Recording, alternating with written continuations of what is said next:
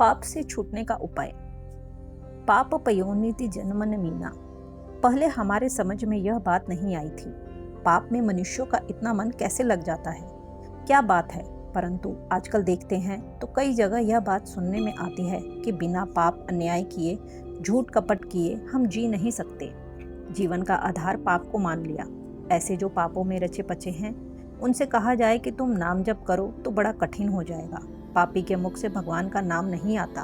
पाप अधिक होने के कारण ऐसी दशा होती है। इस विषय में मेरे मन में एक बात आती है, आप ध्यान दें। हम तो हिम्मत करके राम राम करेंगे ही।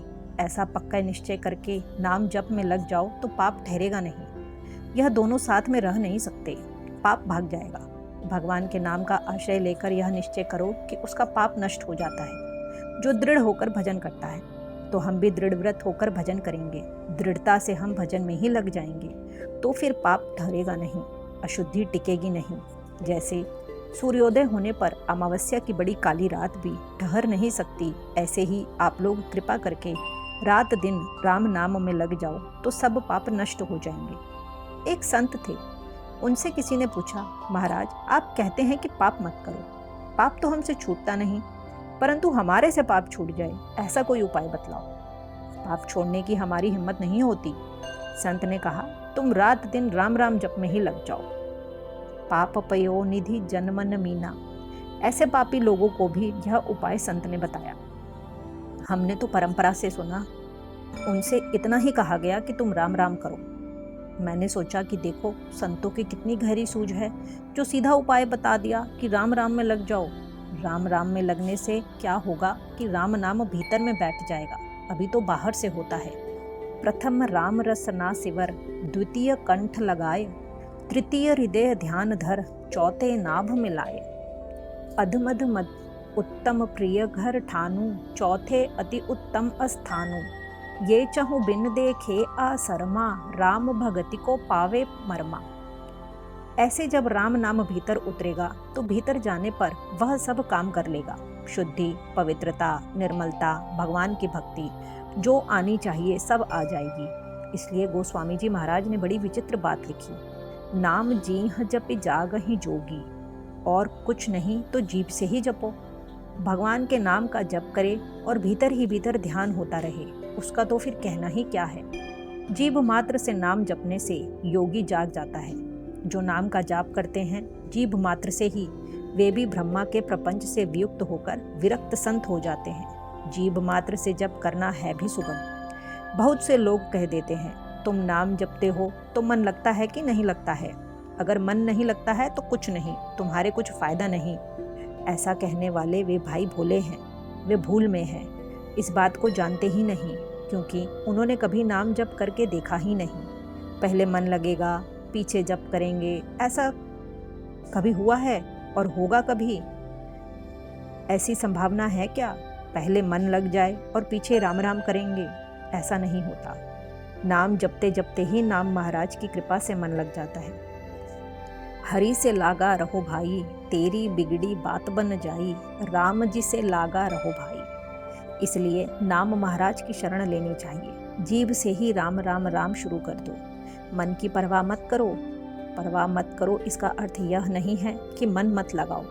इसका अर्थ यह है कि हमारा मन नहीं लगा। इससे घबराओ मत कि हमारा जप नहीं हुआ, यह बात नहीं है।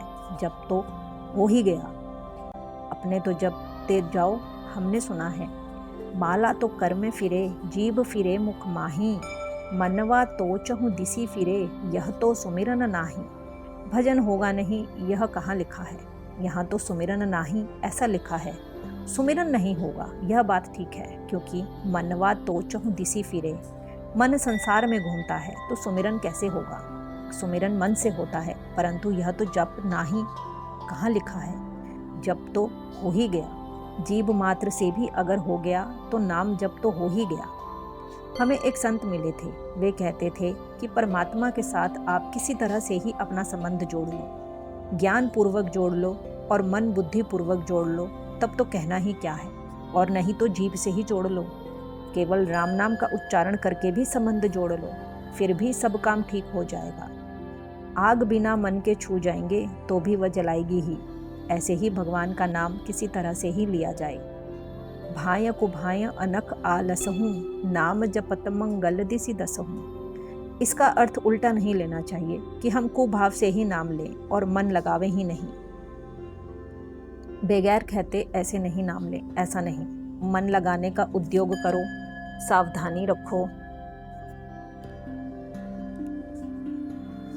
मन को भगवान में लगाओ, भगवान का चिंतन करो, पर न हो सके तो घबराना बिल्कुल नहीं चाहिए। मेरे कहने का मतलब यह है कि मन नहीं लग सका तो ऐसा मत मानो कि हमारा नाम जप निरर्थक चला गया।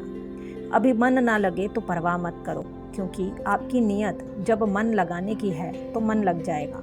एक तो हम मन को लगाते ही नहीं और एक मन लगता ही नहीं। इन दोनों अवस्थाओं में बड़ा अंतर है।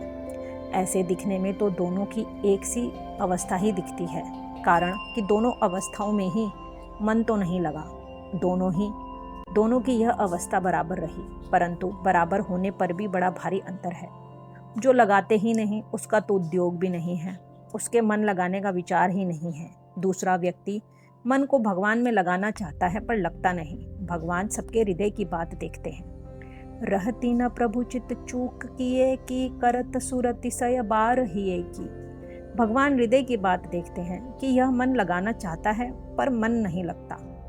तो महाराज बड़ा भारी पुण्य होगा, भगवान पर उसको बड़ा असर पड़ेगा। वे सबकी नियत देखते हैं। अपने तो मन लगाने का प्रयत्न करो, पर न लगे तो उसमें घबराओ मत और नाम लिए जाओ।